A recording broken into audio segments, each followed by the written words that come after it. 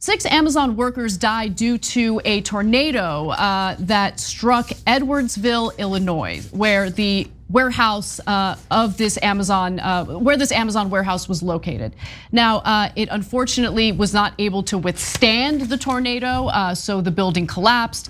And there have been some questions about what the employers over at Amazon were communicating to the workers.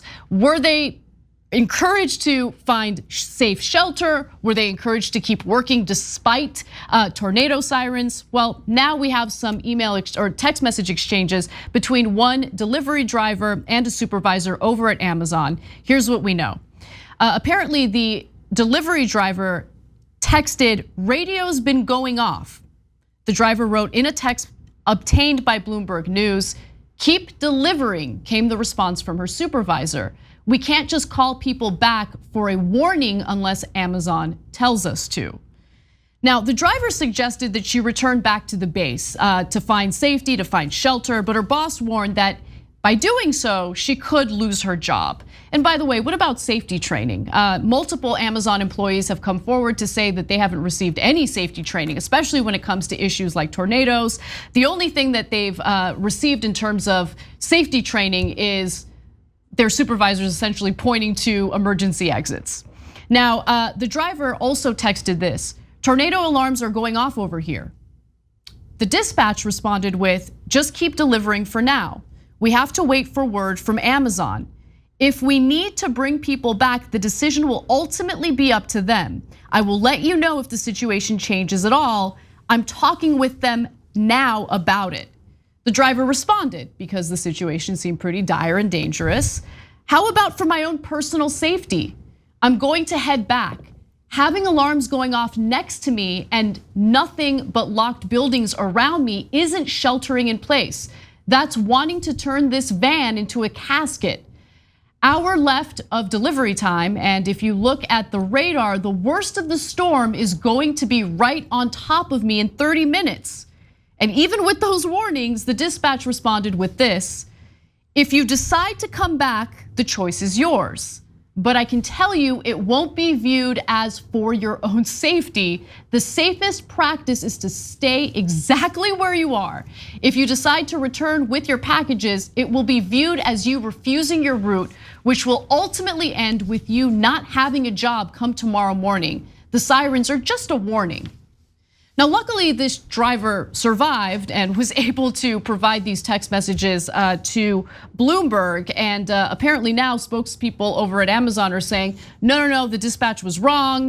This is not what our protocol is. So they're completely denying that this is basically the culture over at Amazon, which I am not buying for a second. But Cenk, I mean, look, there were all sorts of people writing into us telling us, look, you can't predict the tornado. Don't blame Amazon, you can't predict the tornado. Come on, guys. Like, don't take what the employer, especially an employer like Amazon, says at face value. They were forcing people to continue working even as tornado sirens were going off. Okay, so there's two issues here. One is Amazon, two is corporate rule in general. So in this case, the dispatcher clearly says, unless Amazon tells us to. On several occasions, they say that Amazon said to stay where you are and not to go to safety, okay? Now they can claim, hey, they thought it was safer to stay in the middle of a van, in the middle of a tornado. But as the driver's saying, this is gonna be my casket. This doesn't feel safe at all. And they were right, it wasn't safe, and Amazon was wrong. Now, where should you go? You should immediately find shelter, wherever is the closest shelter. Don't worry about your goddamn route, but here's the dispatcher saying, we're gonna fire you if you don't risk your life.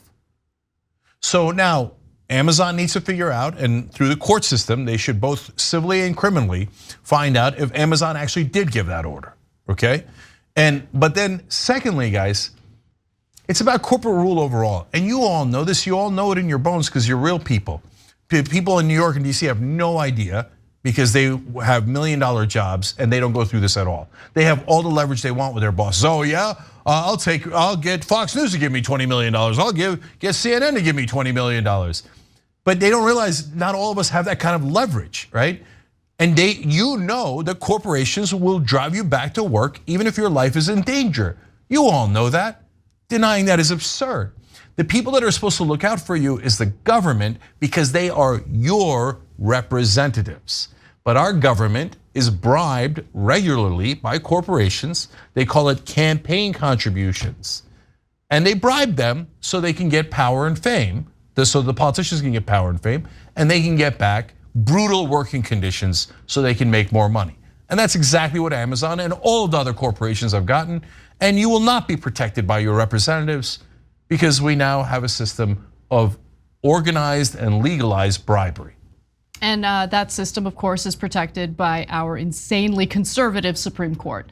That includes justices who previously ruled that workers should be placed in unsafe conditions as long as they're listening to and abiding by the wishes of their employers. Neil Gorsuch, famously voted or ruled against a trucker who was in his truck, stuck in the middle of a winter storm, looking for safety, and his employer, Cenk, you know more details about this than I do. His employer essentially threatened to fire him if he abandoned his broken down truck in the middle of a winter storm, correct? Yes, his limbs had gone numb. He was about to lose his limbs. They ordered him to stay and freeze to death. He didn't do it, thank God, and so he stayed alive. Gorsuch said, you should have frozen to death. It's insane. They were not wrong to fire you. You disobeyed their order, and if you disobey their order, then they're in the right. Every other judge that looked at that case said that's obviously preposterous. What was the guy supposed to do? Freeze to death? And Gorsuch said absolutely. And that's when corporations were like, put that guy in the Supreme Court. And look at that, he's now in the Supreme Court. You see how that works? They bought every part of the system, by the way, including the media, who tells you that no, these beloved politicians in the Supreme Court are principled people. And they're just making decisions that happen to favor corporations every time, but it's just a coincidence.